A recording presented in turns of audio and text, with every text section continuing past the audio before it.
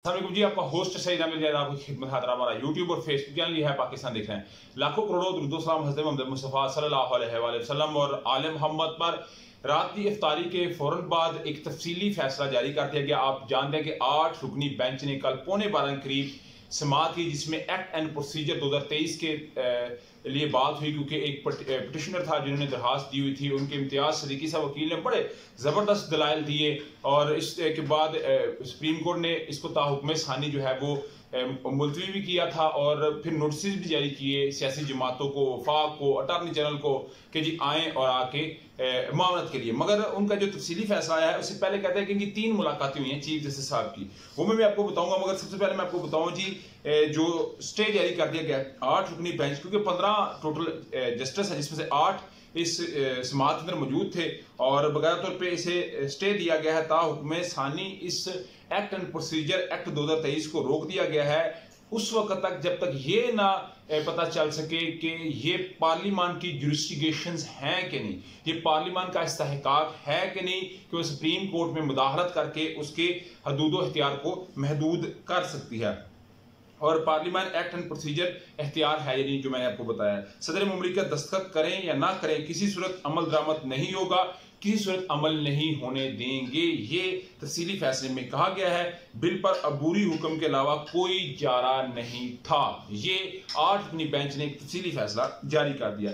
अदलिया ये जो एक ना बात की गई, ये मुस्तकबिल की फ्यूचर की एक फोरसी है और इसने एक डायरेक्शन वादा कर दिया जिसमें कहा गया है चीफ जस्टिस साहब की जानिब से, ऑनरेबल चीफ जस्टिस साहब की जानिब से, कि अदलिया की आज़ादी पर हमला है और डेफिनेटली ये हमला हम किसी सूरत कबूल नहीं करेंगे। क्योंकि आप जानते हैं सुप्रीम जुडिशल काउंसिल का एक इजलास हुआ जिसमें जस्टिस मुसर्रत का तो वो चीफ जस्टिस बन गई ना, पहली खतून जज बन गई। 15 के 15 जजेस ने इसके ऊपर इख्तलाफ नहीं किया, मगर ये भी एक फैसला जो है वो सुप्रीम जुडिशल काउंसिल के अंदर जो है वो किया गया है। और कहते हैं कि इस फैसला देने से पहले यानी कि इफ्तारी से पहले 3 मुलाकातें हुई हैं और ये चैम्बर के अंदर हुई हैं। चीफ जस्टिस उमरता बंदियाल साहब से जस्टिस कादी फाजिल शाह साहब की मुलाकात हुई है, जस्टिस मंसूर अली शाह की मुलाकात हुई है, जस्टिस तारक साहब की मुलाकात हुई है। और डेफिनेटली इसमें लड़ाई हुई होगी, मेरा ख्याल है ये इसमें बड़े पोलाइट वे में बात हुई होगी। मगर चीफ जस्टिस साहब ने ये बात क्लियर कर दिया है कि किसी सूरत अगर ये कहते हैं ना जी कि पार्लियामान का इख्तियार में कोई बंदा मुदाखलत नहीं कर सकता, तो फिर सुप्रीम कोर्ट का भी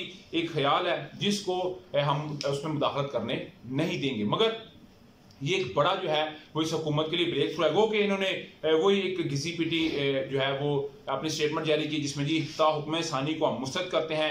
ये 1 मैन शो है, तारीख में स्याह बाप के तौर पर याद रखा जाएगा और बाप के तौर पर तो ये 1 साल भी आपका याद रखा जाएगा कि जब आपने इसी अप्रैल को 10 अप्रैल को ठीक ठाक चलती चलाती गवर्नमेंट के ऊपर जो है वो आपने 50 गाड़ा और शायद इमरान खान साहब होते तो भी अवाम के हालात कुछ और होते, मगर आपने आके सारे के ऊपर ही पानी फेर दिया। मगर आज ही उन्हीं के चैम्बर के अंदर, चीफ जस्टिस साहब के चैम्बर के अंदर आज उन्होंने, आप जानते हैं कि सेक्रेटरी इलेक्शन कमीशन को, सेक्रेटरी खजाना को, गवर्नर स्टेट बैंक को, तमाम को उन्होंने तलब कर रखा है, अटॉर्नी जनरल साहब को भी तलब कर रखा है और हर एक को अपने अपने डोमेन के लिहाज से उन्होंने क्वेश्चन करने हैं। और 3 रुकनी बेंच होगा जिसके अंदर उनके चैम्बर में बैठा होगा, जिसमें जस्टिस एजाजुल अहसन साहब, जस्टिस मुनीब अख्तर साहब और जस्टिस उमरता बंदियाल साहब होंगे।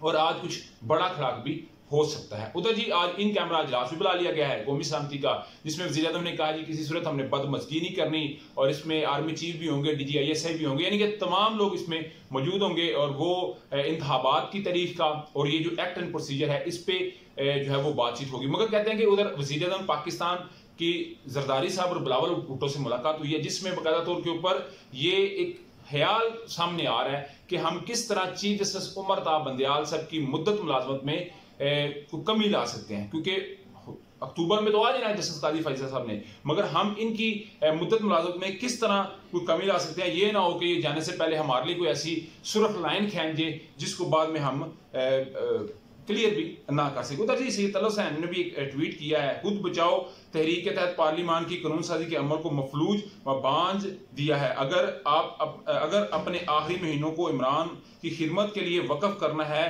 फिर ये महीने कम कर दिए जाएंगे। आखिर इस तमाशे को खत्म करना है या नहीं। अगर सियासत है तो फिर जवाब भी आएगा। हुकूमती रद्द अमल का खुलासा। इसका मतलब है जरदारी साहब और शहबाज शरीफ साहब की मुलाकात में यही बात हुई है कि हमने इनके हदूद व इख्तियारात को महदूद करना है, मगर अदालत भी इससे पहले जो है वो अपना पूरा टिले लगा रही है और इनको पूरा कुछ झंझोड़ रही है और इनका भी एहतसाब ठीक तरीके से कर रही है। आप क्या समझते हैं? लाजमी कमेंट से शेयर कीजिए और आगे वीडियो पसंद है तो फिर चैनल को लाइक सब्सक्राइब अपने दोस्तों शेयर कर लीजिए। नेक्स्ट तक के लिए होस्ट को याद अस्सलाम।